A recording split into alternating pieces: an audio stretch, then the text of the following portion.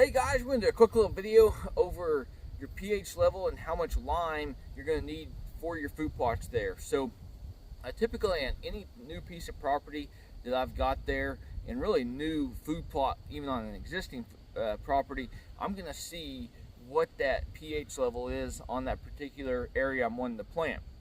And there's three different directions you can go through this, one of which is just a quick soil sample with a dip into water there, and it works out okay there. The second is going to be actually going through your food plot area in different segments there, getting 10 to 12 different areas dirt wise, and then sending them off to a biologist there, and then they determine what the pH level is there, and then what you're going to need based off your food plots that you're wanting to plant.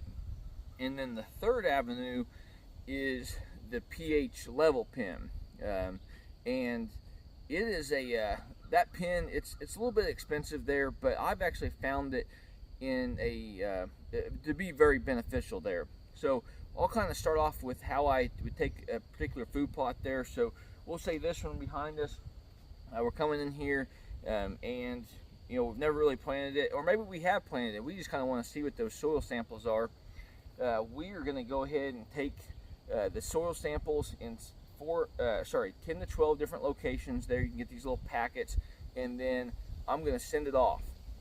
I'm going to see what those scientists and biologists come up with regarding the pH level there currently, and then I'm going to look at my food plot mixture I'm looking for, and then the level of pH that it's really called for, and then that will tell me how much lime I'm actually going to need on this particular food plot for a go forward plan. Now you've got several different types of lime. The most common one is going to be powdered lime, and then the other one's going to be pellet. Your powdered lime is going to be a lot less expensive, so kind of keep that in mind if the price variables there in place. And then also, as you get in through there, getting a bigger spreader there. We've got several spreaders that we run with, and it works out very well. Spreading that stuff out very quickly on these food plots. And to kind of go forward with my plan and what I've done in the past here is I'll come at this and say, okay, well, here's what those biologists and scientists have came back with me.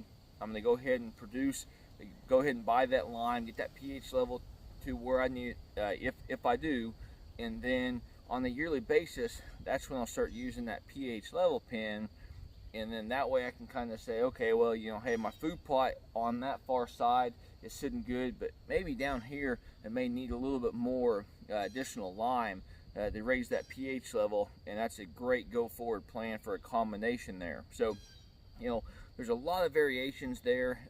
Food plotting is getting extremely beneficial, but also common, and it's really great for all around wildlife there. I've been in the outdoor industry since 2016 with KOAM Outdoors, and I've been planting food plots going on 20 years now.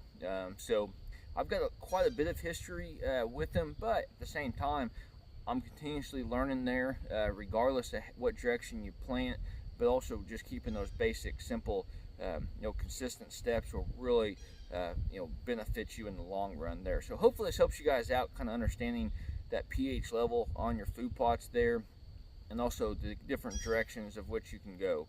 So hopefully you guys are getting out there in nature. Like always, best luck on your upcoming hunt.